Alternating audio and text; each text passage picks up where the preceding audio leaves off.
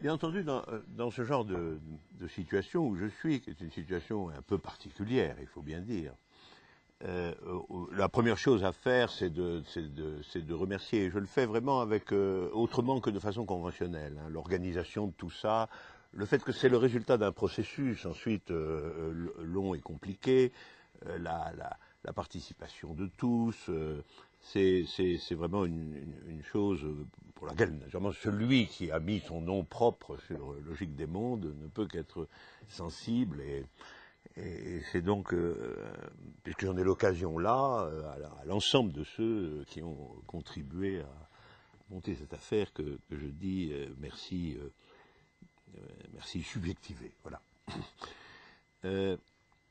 Alors, il y a quand même un point. Alors, évidemment, quand on dit merci, après, on va commencer à. Toujours comme ça. Il y a un point, disons, qui me frappe, c'est que je comprends pourquoi tant de philosophes ne sont jamais parvenus à écrire réellement leur deuxième volume. Vous savez, c'est une histoire bien connue. Là. À la fin de L'être et le néant, Sartre annonce une morale, elle n'est pas là. La deuxième partie de Sein und Zeit. Ça remonte très loin, puisque on sait que le dispositif, le politique, le sophiste, devait se conclure par un dialogue, le philosophe, qui était celui où Platon devait finalement prendre la parole. Bon, mais il ne l'a pas fait non plus. Alors il y a une chose qu'on peut constater, peut-être il le savait, c'est que quand vous publiez réellement, ce à quoi je suis parvenu, moi, contrairement aux prédécesseurs que je viens de citer, à publier le deuxième volume, vous voyez s'accroître extraordinairement le nombre des amateurs fervents du premier. Là, il y a un effet de rétroaction tout à fait remarquable et qui fait qu'on a entendu aujourd'hui un certain nombre de plaidoyers véritablement éloquents et admirables à mes propres yeux pour l'être et l'événement. Et implicitement ou explicitement, évidemment, pas mal de réserves sur Logique des mondes qui soit épaississaient l'être et l'événement, soit dans... Et il y avait un peu deux positions possibles. La première, ça consiste à dire que l'être et l'événement contient en réalité déjà la substance fondamentale de Logique des mondes, ce qui aboutit à la conclusion que Logique des mondes est pour tout ou pour partie inutile.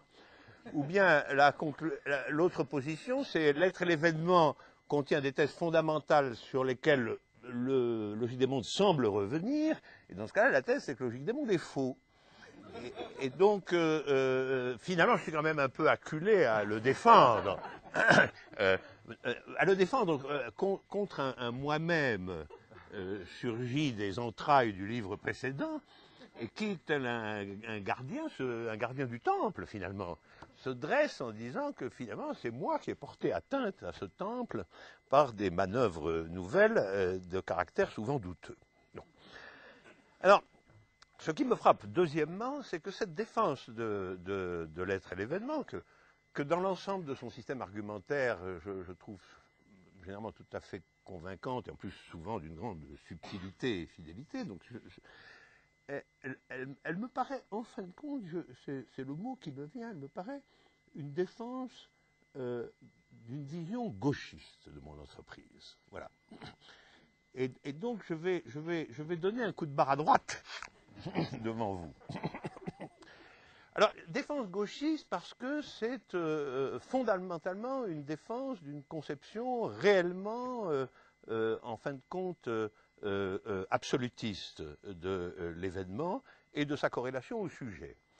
C'est la défense d'une position dans laquelle le sujet est impliqué, si je puis dire, de façon constitutive et originaire dans l'événement, et en fin de compte, ce qui arrive après n'a finalement pas exagérément d'importance. Et il est absolument certain que cette interprétation de l'être et l'événement a des racines profondes et que je m'y suis exposé. Je plaide coupable, puisque je l'entends depuis tout de même un certain nombre d'années, avec les conséquences et les contextes inéluctables qui sont des allusions soit élogieuses, soit perfides au caractère vaguement religieux de tout ça. Voilà. Et alors, chez Emmanuel, chez mon ami Emmanuel, c'est de très longue date qu'il a pris cette grille d'interprétation, non pas du tout pour m'attribuer la religion, dont il sait très bien que ce n'est pas le cas, mais comme schème formel essentiel de l'interprétation, au prix naturellement d'une concentration générale des choses sur l'événementialité pure, et en particulier d'une quand même quasi-identification entre vérité et événement. Et alors, en fin de compte, vous avez comme une espèce de contraction de l'ensemble du dispositif, qui fait que vous avez évidemment toute une série de bazars analytiques extrêmement ennuyeux concernant la théorie du multiple pur, l'infini, etc.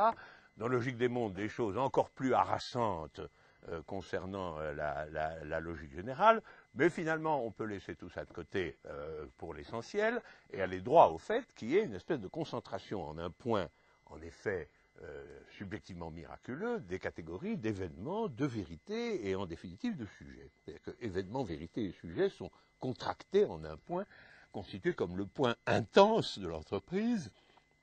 Et finalement, ce point intense est en fin de compte disposé sur un fond ingrat. Voilà. Donc c'est la vision dans laquelle il y a un point intense sur un fond ingrat.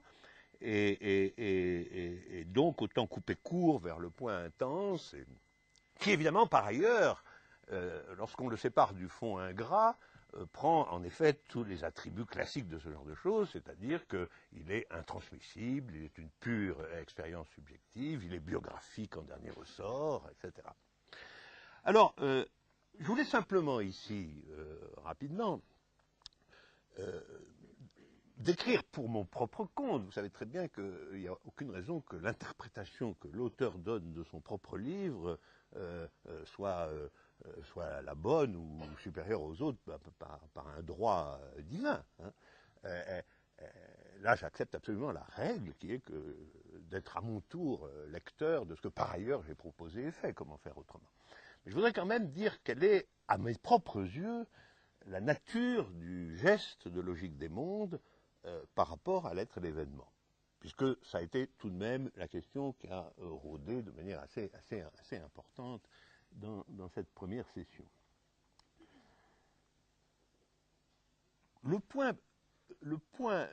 La nature de ce geste, c'est quand même de tirer plus encore, si possible, que dans l'être et l'événement, nettement plus encore, la notion de vérité dans un dispositif matériel, effectif, qui soit irréductible absolument à l'événementialité pure. C'est quand même le geste majeur, y compris les notions de monde, de grande logique, d'objet, etc., sont absolument destinés, et nécessaires à mes propres yeux, sont destinés à cela en dernier ressort. Et c'est la raison pour laquelle la catégorie ultime de logique des mondes est la catégorie de corps, en tant que corps subjectivable, c'est-à-dire en tant aussi que corps de vérité. C'est-à-dire que la vérité devient quelque chose qui doit être appréhendable et pensable comme un objet d'un monde déterminé, et non pas précisément dans la modalité de l'extension ou de la supplémentation qui demeurent les catégories constitutives dans l'être et l'événement. Donc la vérité n'est pas une supplémentation, elle est une construction. Elle est la construction d'un corps dans un monde déterminé. Et naturellement, le geste est pour moi un geste de déplacement et de bilan aussi d'une première perception que l'être et l'événement avaient rendu possible, en fin de compte, une interprétation dans laquelle événementialité et vérité entraient pour l'essentiel en coalescence. Or, il faut bien voir que si je citais de mes propres textes pour contrebalancer ce qu'Emmanuel a sélectionné avec une virtuosité remarquable, je citerai tous les textes où je dis que la seule chose qui compte, c'est le labeur, en fin de compte, c'est la construction, que le sujet n'est pas du tout celui qui a rencontré l'efflorescence de l'événement, mais celui qui est en situation d'enquête infinie et laborieuse sur la situation elle-même. l'ensemble des textes où j'énonce que la vérité comme processus ou comme multiplicité est strictement inséparable du monde, vu que le système matériel de sa composition est extrait du monde lui-même et ne peut être extrait de nulle part ailleurs. Et je dirais que si on est un peu plus technique, que, en définitive, les deux déplacements initiaux les plus précis et qui entraînent tous les autres, c'est premièrement en effet que une trace est substituée à un nom. Ça, il en a déjà été beaucoup question, mais c'est à mes yeux quand même une matérialisation première, parce que la nomination restait en effet une opération subjective, alors que la trace est une objectivation, Quentin résout.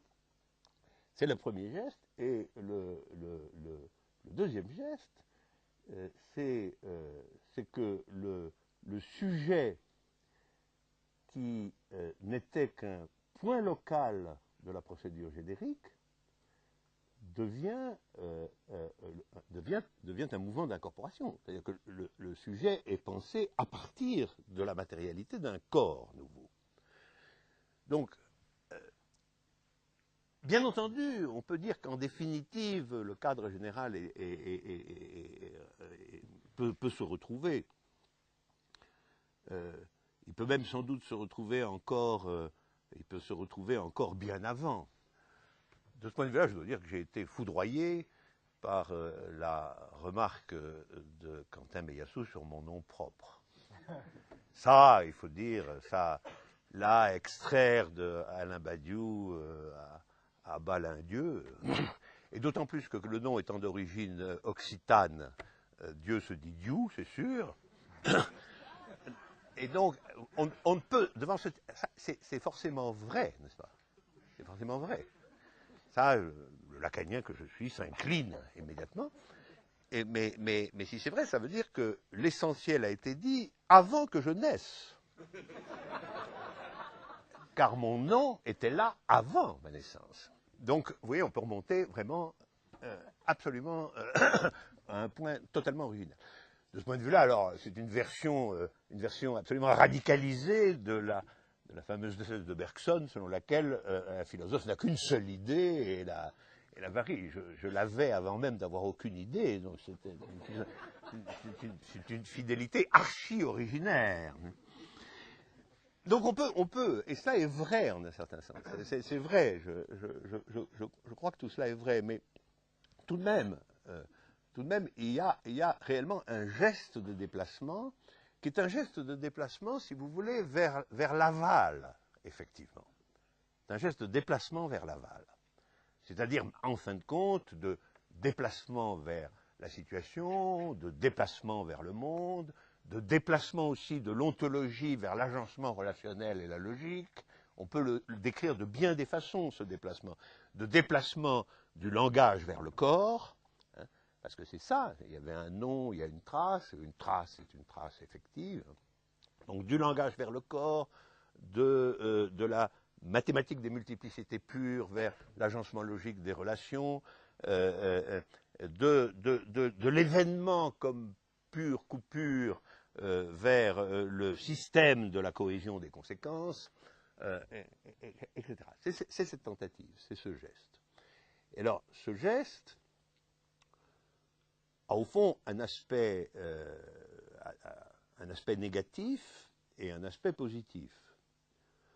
L'aspect négatif, c'est la nécessité, en effet, de contraindre l'événement à, si je puis dire, n'être avéré ou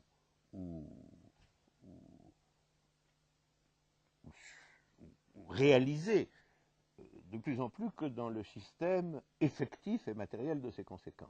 Des conséquences qui le rendent possible, pour être plus exact. Des conséquences qui le rendent possible. Par conséquent, il y a une opération négative d'amincissement de l'événement. En fin de compte, où il tend progressivement à être ce que je crois qu'il est, c'est-à-dire un pur écart dénué de toute substantialité, un pur un pur dysfonctionnement, en effet. Et il faut le réduire à cela. Et je rappelle que dans l'être et l'événement, la caractérisation frontale de l'événement était d'être un multiple supplémentaire, en réalité. C'est une multiplicité surnuméraire. Une multiplicité dont la composition interne était spécifiée et précisée. Et je ne maintiens dans Logique des mondes que des opérations, en réalité. C'est-à-dire, d'une part, effectivement, l'infondé, la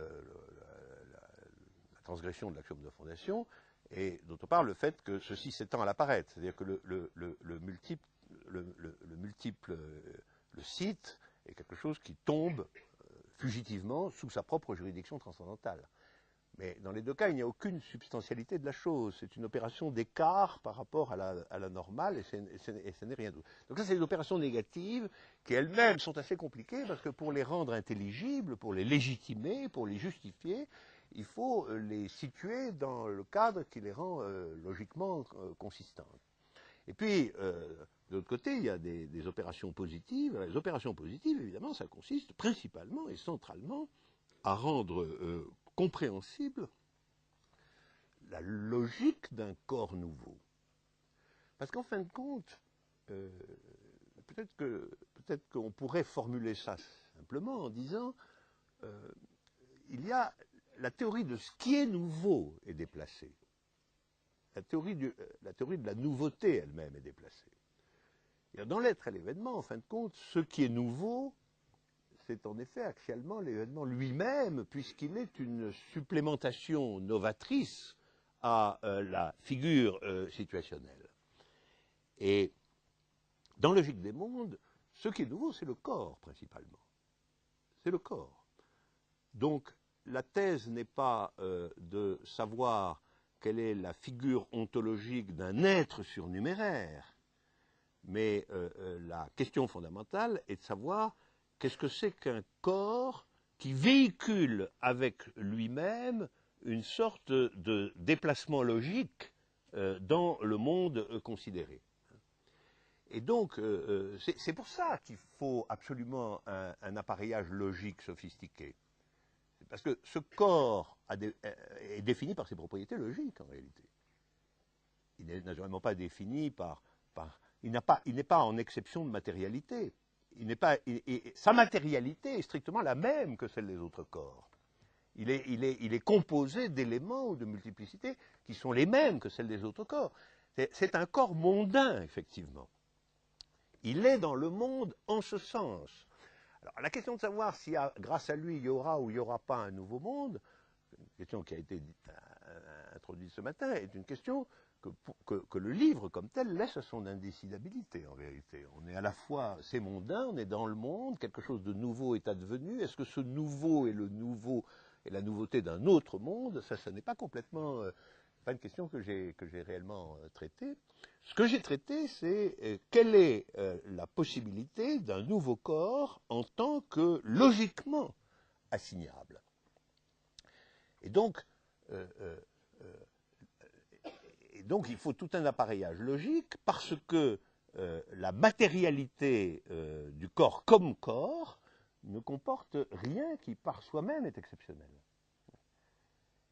Et donc, c'est l'idée qui quand même n'est pas tout à fait celle de l'être et l'événement. Je dirais pourquoi plus profondément tout de suite là.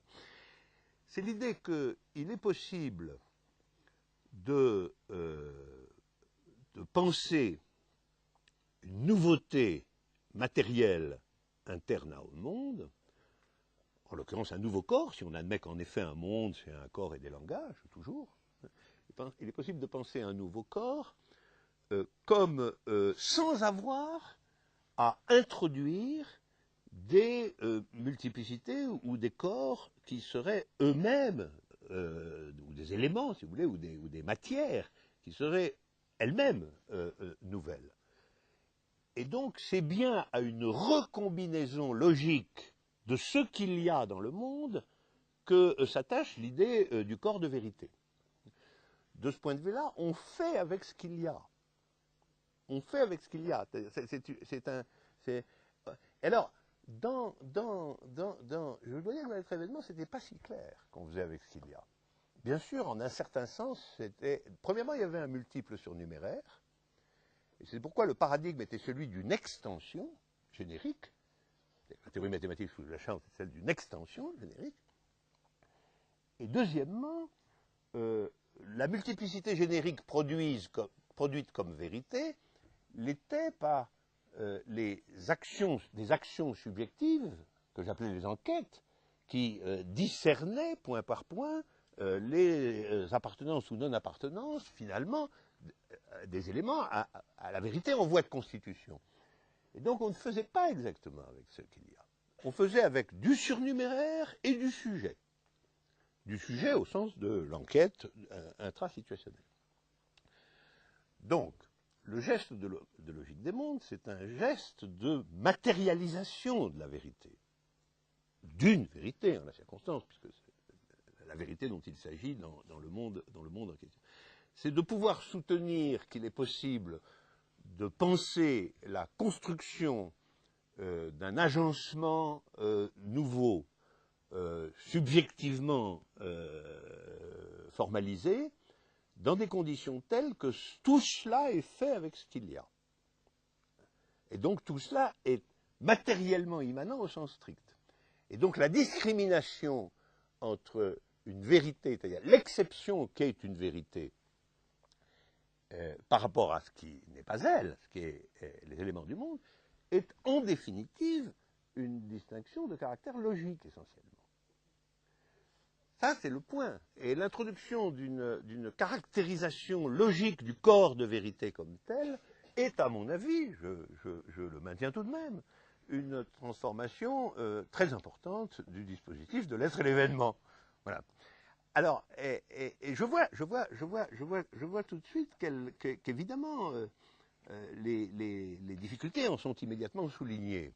Ce dont je me réjouis aussi, parce que c'est très instructif pour moi. Mais il faut bien voir la nature de la chose, parce que ça oriente et ça centre, y compris le processus des difficultés. En vérité, dans Logique de monde, alors je veux parler en termes deleuziens, c'est-à-dire qu'est-ce qui est intéressant, qu'est-ce qui n'est pas intéressant, puis finalement en termes quasiment esthétiques.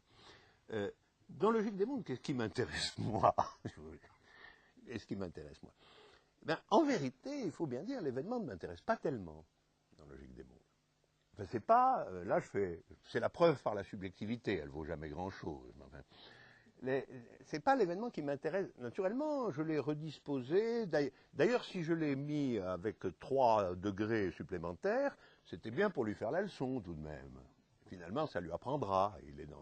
Parce qu'on me bassinait tellement avec lui depuis des années que, effectivement, je voulais le cadrer un peu, cet événement à la fin des fins, et dire c'est pas vrai, événement, vérité, sujet, tout ça, c'est pas des catégories qu'on peut rabattre finalement dans le sentiment intuitif et néo-religieux d'une pure surrection.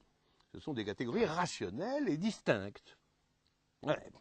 Et l'événement, pour commencer, on va dire, ben oui, ben c'est jamais que la forme logiquement extrême d'une disposition de dysfonctionnement du transcendantal, c'est-à-dire celle qui est capable d'inclure dans ses effets la maximalité d'existence de l'inexistant. Entre parenthèses, moi, ce côté un peu emboîté ou poupée russe, une caractéristique absolument essentielle de Logique des mondes, à mon avis, c'est de distinguer être et existence. Ça, c'est une introduction quand même, c'est une introduction sans laquelle le livre, alors, est, à mon avis, entièrement inintelligible. C'est-à-dire, si on rabat de nouveau l'existence sur l'être, alors en effet, il est certain que le dispositif de l'être et l'événement est plus cohérent et plus transparent. Donc tout se joue dans la différenciation entre être et existence, puisque existence est une catégorie transcendantale, c'est une catégorie indexée, c'est une catégorie de l'apparaître. Et au fond, je dirais que ce qui m'intéresse dans Logique des mondes, c'est est-il possible de soutenir qu'est intelligible ceci que des vérités existent. Voilà. C'est ce qui m'intéresse principalement. Et comment elles existent. Alors, c'est pour ça que je commence le livre en disant il y en a de toute façon. Donc mon problème n'est pas de prouver qu'il y en a, d'ailleurs ça n'a aucun sens. On ne peut pas. On ne peut pas, parce qu'il n'y a pas de méta-vérité, donc il n'y a aucun espace pour prouver que des vérités existent. Par contre, ce qu'on peut faire, c'est produire le dispositif de leur intellection philosophique, de dire qu'est-ce que c'est que l'existence des vérités. Mais l'existence des vérités, ça veut dire que les vérités apparaissent. Ça veut dire qu'il y a sens à décrire comment elles apparaissent effectivement dans un monde absolument déterminé. Et alors, après ça, la difficulté, la tension, c'est qu'elles apparaissent, que non seulement elles apparaissent, mais qu'elles apparaissent dans un monde et aussi en exception à ce monde. Donc il faut toujours en revenir à l'énoncé primordial, l'énoncé idéologique primordial. Il n'y a que des corps et des langages, sinon qu'il y a des vérités. Alors, sinon qu'il y a des vérités, il y a une condition événementielle, ça je l'accorde à tout le monde immédiatement, mais cette condition événementielle ne rend pas raison du sinon que en tant qu'il est réellement d'un monde où il n'y a que des corps et des langages.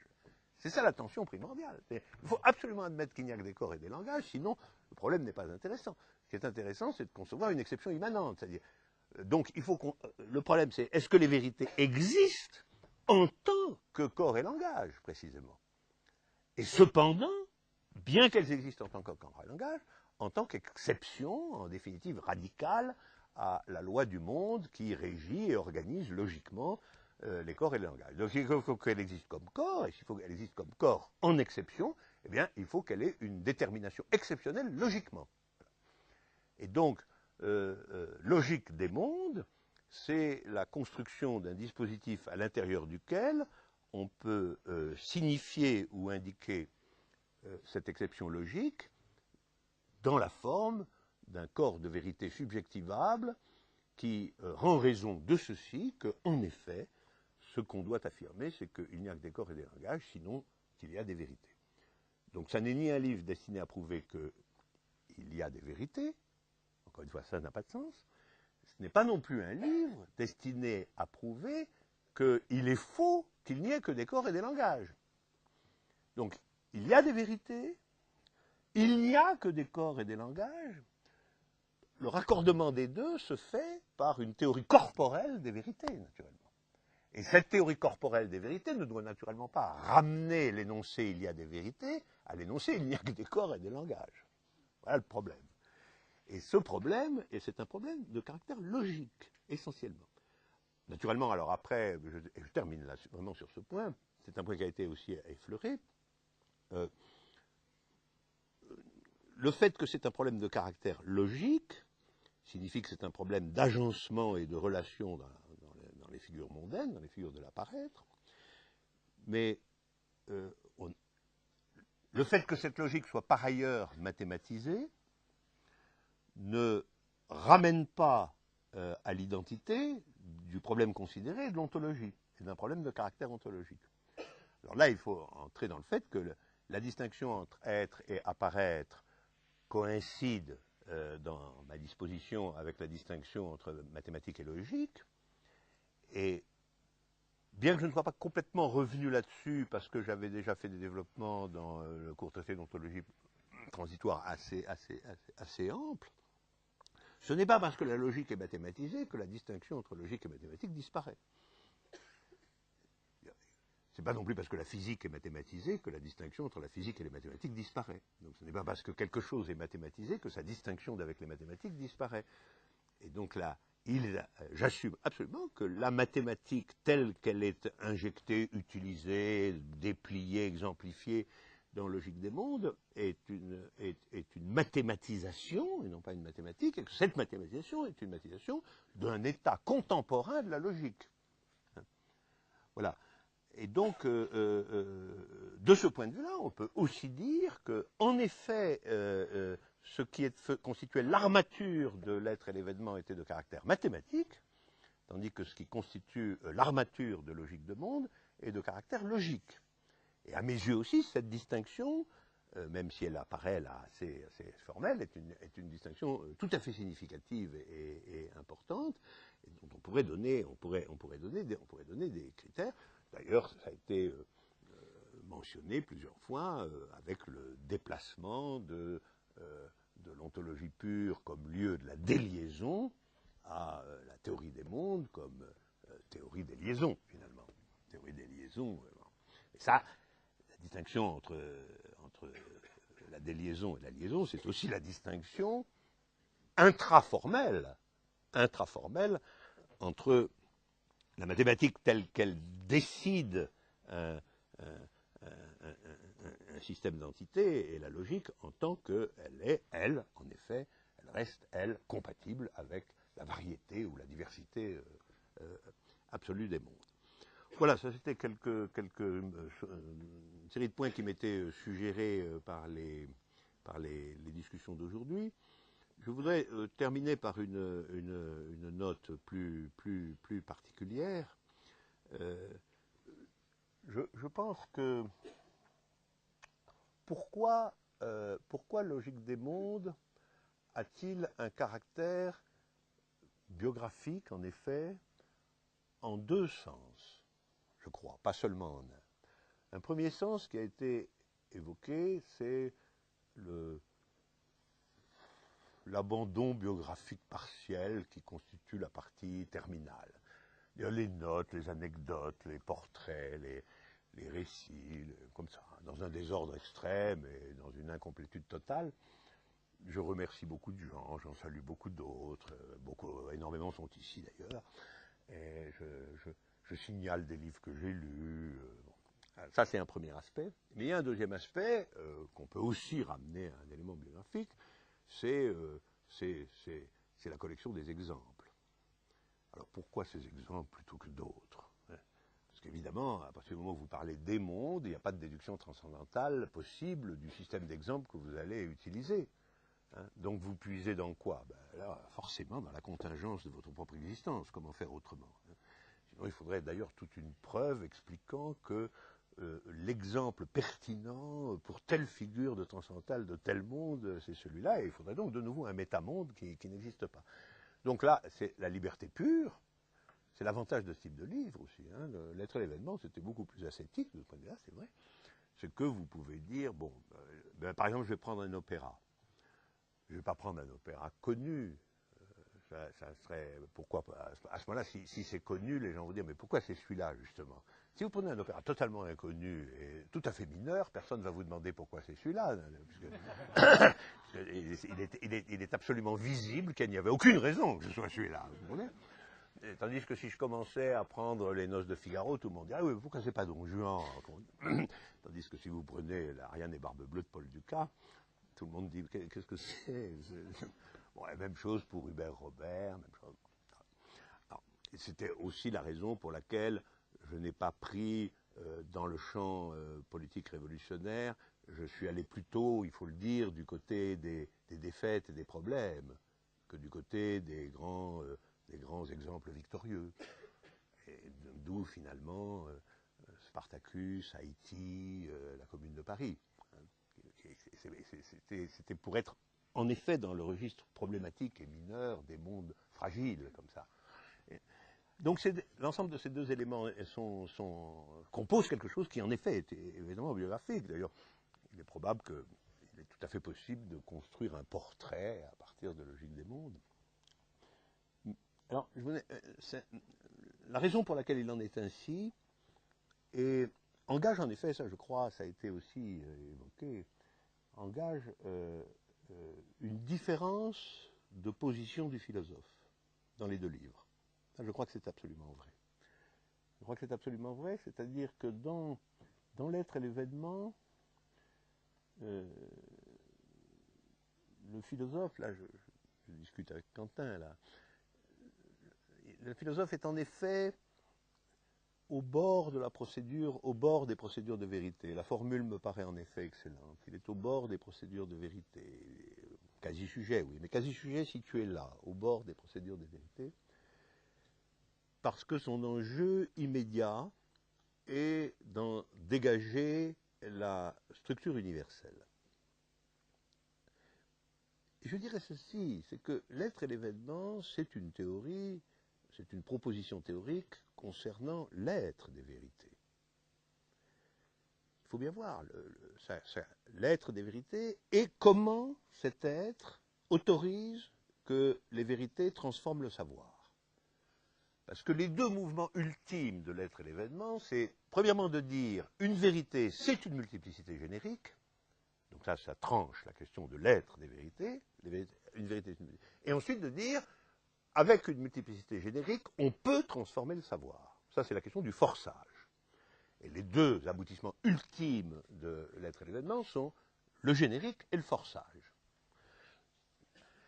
Tandis que, et donc là, le philosophe, il est dans un certain classicisme anonyme, en effet, qui consiste à se tenir au bord des procédures de vérité pour prononcer sur deux questions canoniques, qui sont quelle est la substructure ontologique d'une vérité et quelle est sa corrélation aux figures du savoir. Et comment la vérité finalement se réincorpore quand même au savoir, à la fin des fins toujours.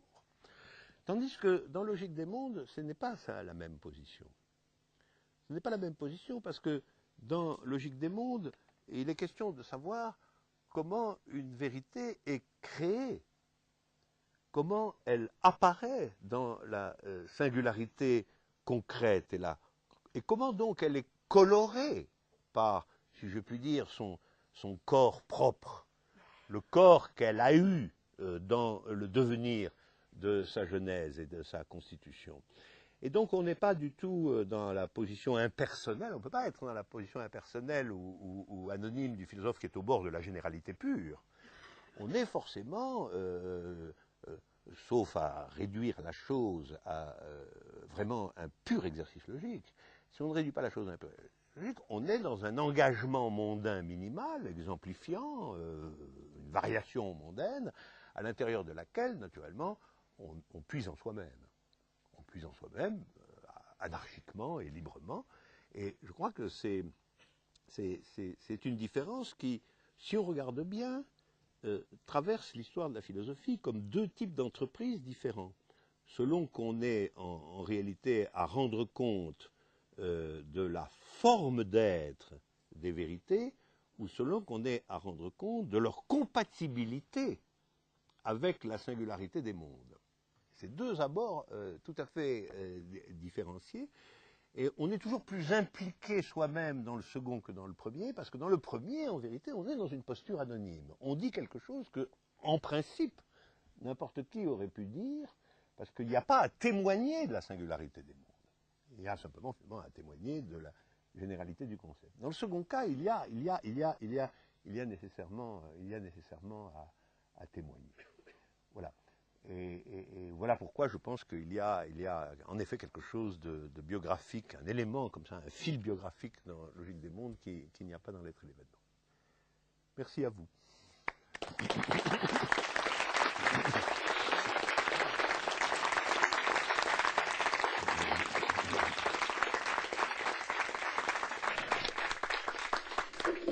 Merci beaucoup. La déviation gauchiste n'a qu'à bien se tenir. Peut-être on peut prendre un quart d'heure si vous avez des questions que vous avez envie de poser.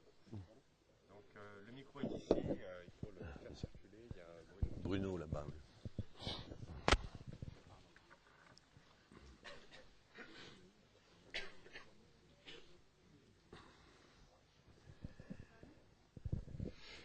Une question très brève et j'espère précise sur la vérité qui paraît être... une question très brève et j'espère précise sur la vérité. Vous dites à la fin de Logique de monde que bien sûr, certes, la vérité est créée, mais qu'en même temps, je cite, sa création n'est que l'apparaître de son éternité. Il me paraît que... cette phrase est légèrement différente de ce qui me paraîtrait plus approprié à ce que vous venez de dire, c'est-à-dire que la vérité, c'est-à-dire que son éternité serait ce qui est créé par son apparaître. C'est très différent de dire que l'éternité de la vérité est ce qui est créé par son apparaître et de dire, comme vous le faites, que sa création n'est que l'apparaître de son éternité. Voilà la question. J'approuve absolument la correction. Réellement, Je crois que tu as raison, c'est tout. Bah, c'est comme ça. Hein. Non, je crois que tu as raison. Je crois en effet que je crois que là, un élément un tout petit peu lyrique a tendu la formule dans un sens que en même temps je désirais, parce que je désirais faire de Logique des mondes une conclusion lyrique. Il a été remarqué que c'était un texte de tonalité singulière, la conclusion, même par rapport au reste. Et cette conclusion de tenir, eh bien oui, mais il y a un prix à payer. Je ne peux que te donner raison.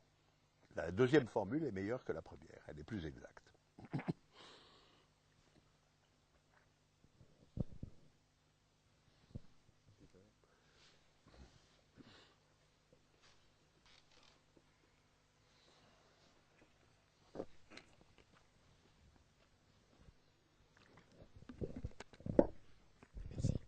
Je veux juste reprendre un petit peu la formule d'Emmanuel Terré, de la question du miracle, parce que quand tu dis qu'il y a des vérités qu'il faut constater et dont on ne peut pas vraiment, on peut ou bien les nier ou bien les accepter, et ensuite quand tu dis que il s'agit de quelque chose qui prend un corps et qui change un corps ou qui transfigure un corps d'une certaine manière, on peut quand même voir, je crois que c'est presque exactement ça la définition de miracle, ou en tout cas d'une certaine tradition.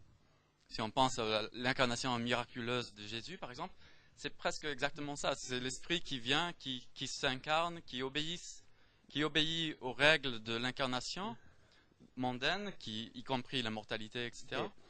Mais qui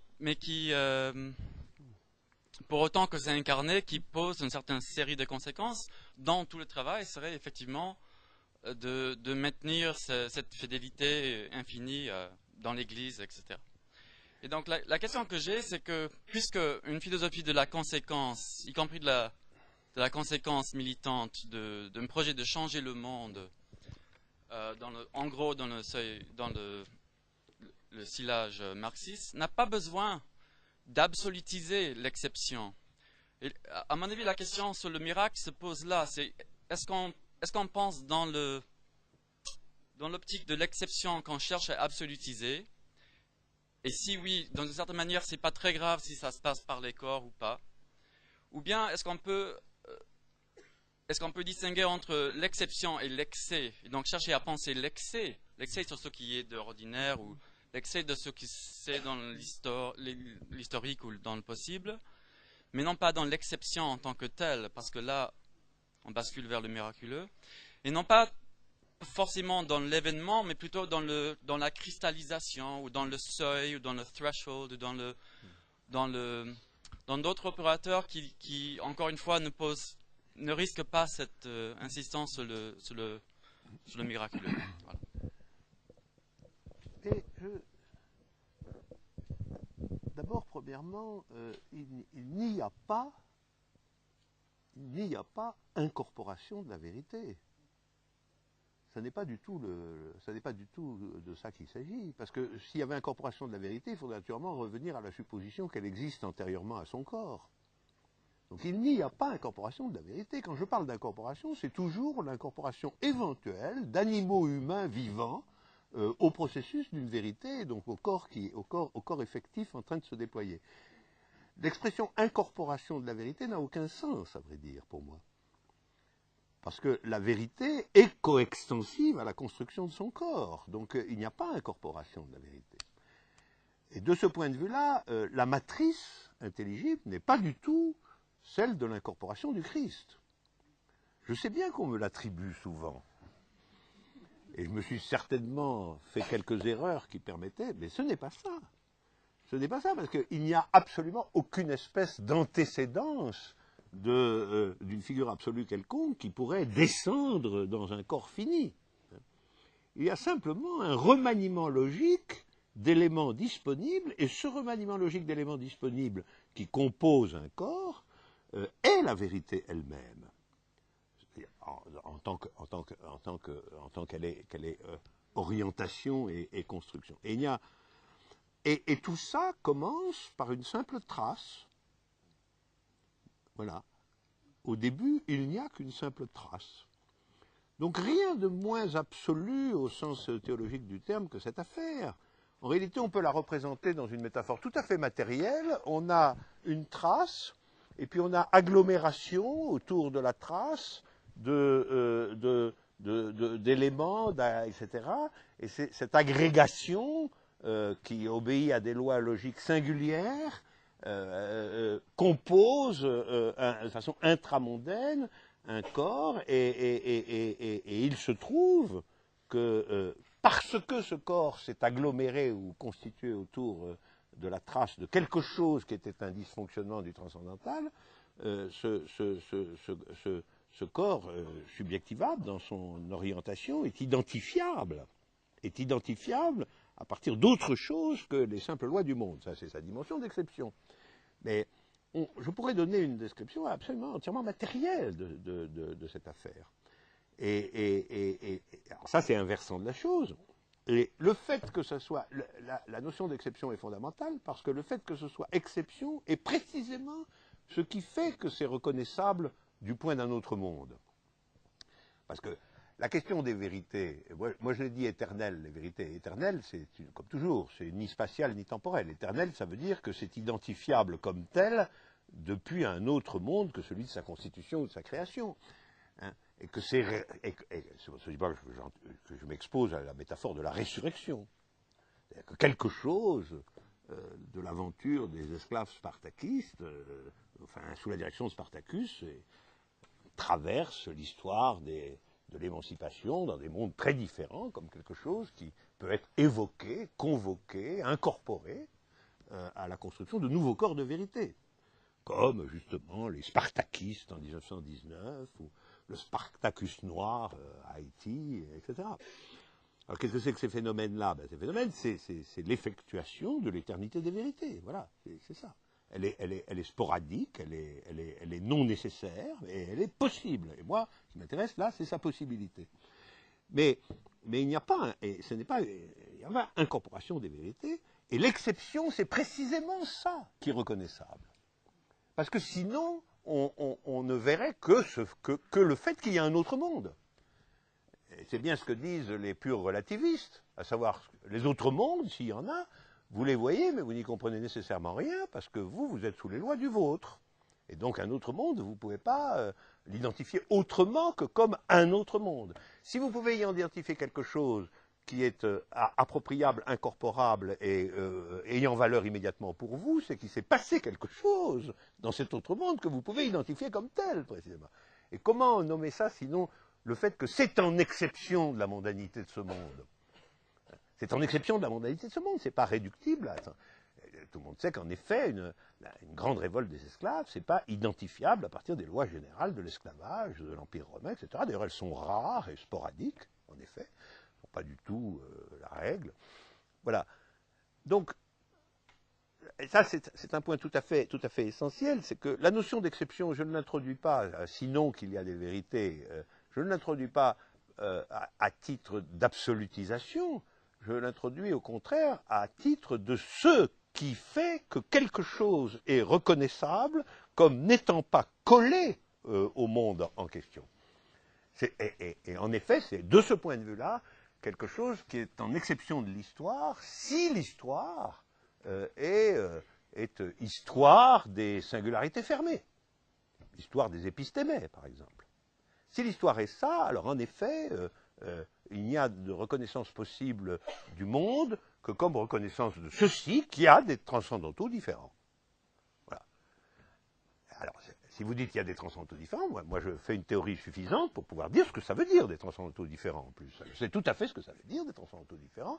Toute une partie de la grande logique est précisément consacrée à pouvoir identifier ce que c'est qu'un autre monde du strict point de vue du fait qu'il a un transcendantal différent.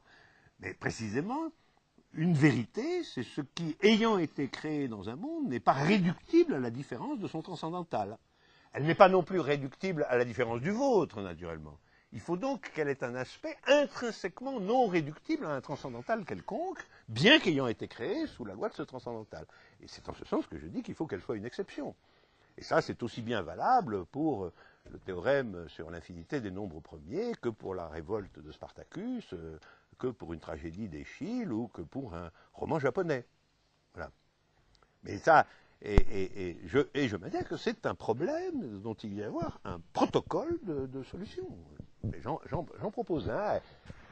Et je ne crois pas du tout qu'on puisse le réduire à l'absolutisation par incorporation exceptionnelle. Ça, je crois que ça, c'est une fausse piste, parce que c'est ne pas comprendre que le cœur de la question, c'est de savoir comment, dans un monde déterminé, peut se bâtir et se construire un corps qui sera visible, y compris d'ailleurs, comme n'étant pas réductible aux strictes lois du monde en question, faute de quoi nous n'aurions que des isolats transcendantaux. Ça serait ça, les mondes. Mais non, quelque chose circule entre eux, et ce qui circule entre eux, c'est précisément quelque chose qui est suffisamment en exception de chacun d'entre eux pour pouvoir être reconnaissable comme tel. Et ce qui ne veut pas dire qu'il est fait avec autre chose que les matériaux du monde. C'est bien pour ça que c'est de la logique, tout ça.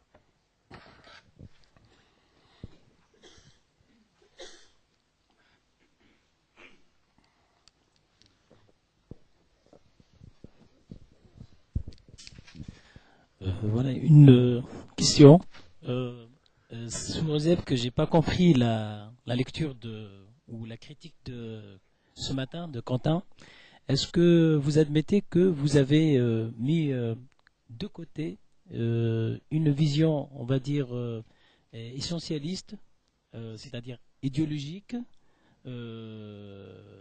qui a fondé l'être et l'événement, enfin le tome 1, et vous avez fait une sorte d'ouverture sur ce que Quentin appelait ce matin une sorte de sphère positiviste, c'est-à-dire la sphère positiviste, c'est-à-dire le registre de la positive, c'est-à-dire vous avez réhabilité l'objet ou le corps en général. Ça, c'est d'une part. Ou alors vous inscrivez cette deuxième version de l'être et l'événement, c'est-à-dire les logiques du monde, dans une perspective de continuité. C'est-à-dire, c'est la même chose, mais plus bouleversée, peut-être plus réaliste si on admet la critique de Quentin ce matin. Non, mais je voudrais dire que le développement, enfin, tel que je le vois, non seulement moi-même, mais en d'autres, le développement de l'entreprise philosophique, en tout cas, quand on fait, c'est quelque chose qui n'est pas, qui à mon avis n'est ni exactement dans des, enfin, loi de continuité ou discontinuité, ça n'est pas complètement approprié pour la description de ça, enfin, tel que je le ressens. Par exemple, est-ce que la critique de la raison pratique est en continuité ou en discontinuité avec la critique de la raison pure? Grave question. On peut lui-même, Kant, après, il en écrit une troisième, parce que finalement, il faut créer l'espace où les deux sont plus ou moins compatibles, etc. Et évidemment, après, on imagine à chaque étape, dans des séances comme celle-là, des gens intervenant en disant « Mais vous n'avez pas été fidèle du tout dans cette critique aux énoncés fondamentaux que nous avions vus dans la précédente. Dans la précédente, on avait compris que finalement la raison était strictement bornée, etc. Puis voilà que, alors là, vous nous redonnez un accès au suprasensible. Qu'est-ce que c'est que cette affaire ? Et pourquoi ça ? Pourquoi ? Parce que effectivement, lorsque vous faites une proposition systématique, cette proposition systématique est immédiatement enveloppée dans des objections, des interprétations, des divisions, etc., dans lesquelles vous êtes vous-même pris, parce qu'il y a toujours un moment où vous êtes quand même pas le régent tout-puissant de ce que vous avez écrit, mais à la traîne, comme ça, de ce qui se passe. Donc vous êtes pris là-dedans, et donc, en réalité, vous donnez un coup de barre. Ça, je crois que c'est beaucoup plus comme dans la politique. À un moment donné, une séquence, une orientation plutôt gauchiste, et puis à un moment donné, il faut rectifier. Il faut rectifier, donc il faut donner un coup de barre dans l'autre sens.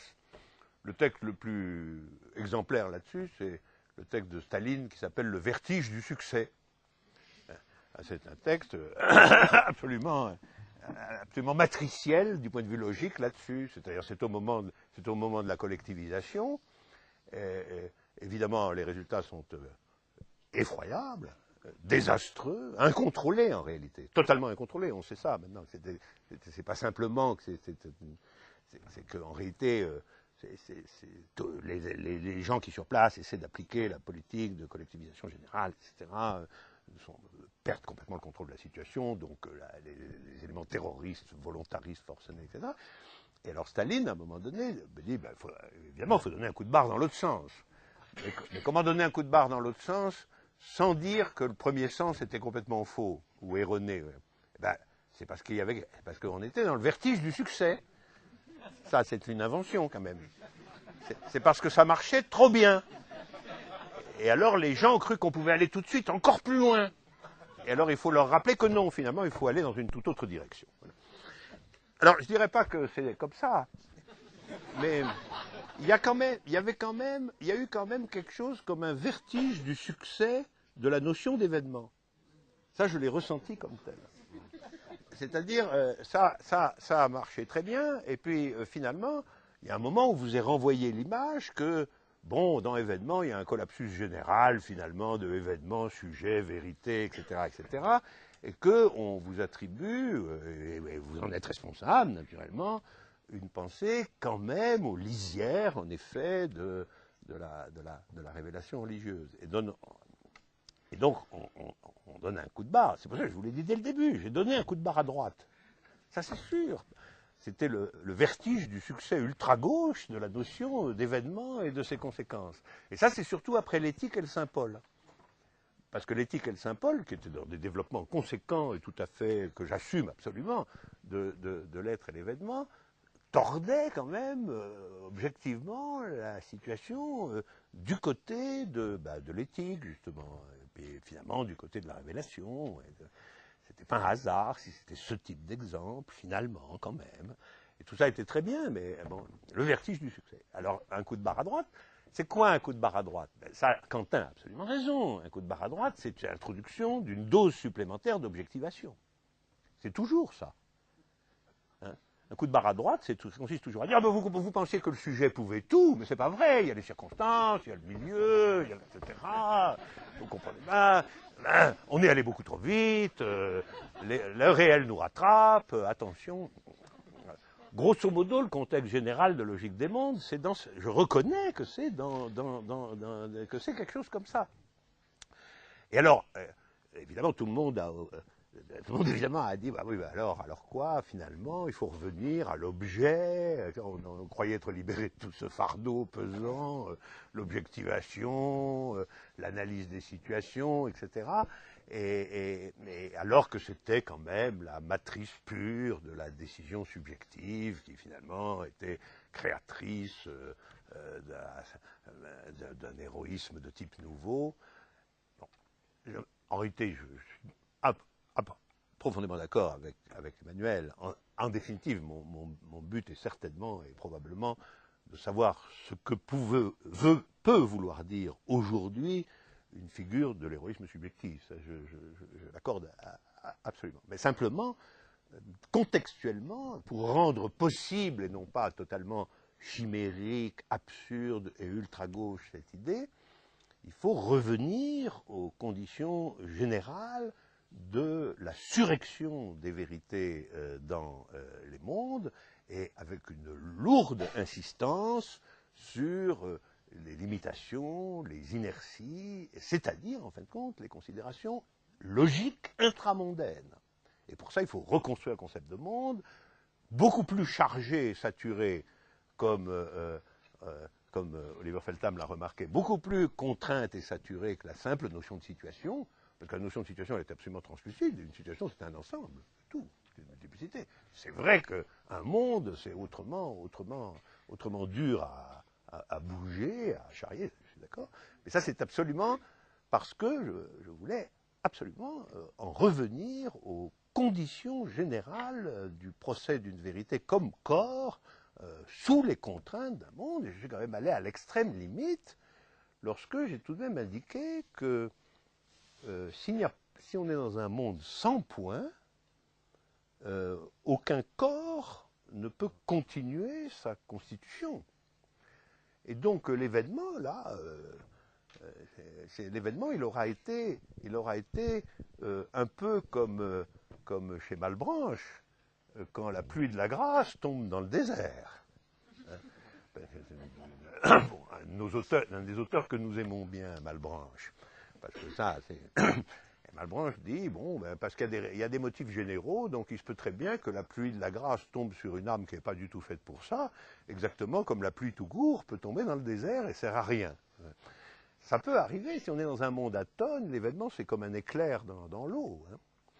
Donc j'ai beaucoup réduit les conditions intramondaines de la possibilité d'une vérité, sous l'injonction du fait que je n'avais jamais pensé, en vérité, mais j'avais dû dire quelque chose comme ça quand même, à la toute-puissance de l'événement.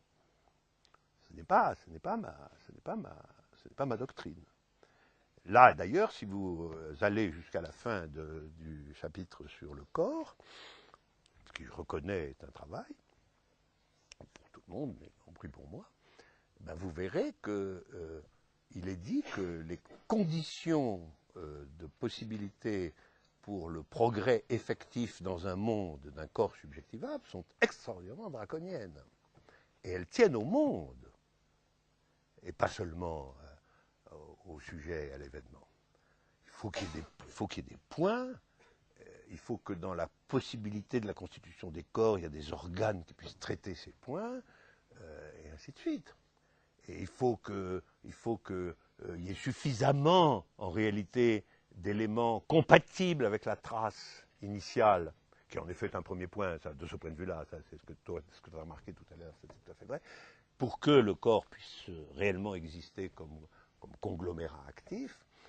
Donc une vérité peut se trouver et étrangler dès son origine, dès sa surrection. Ouais.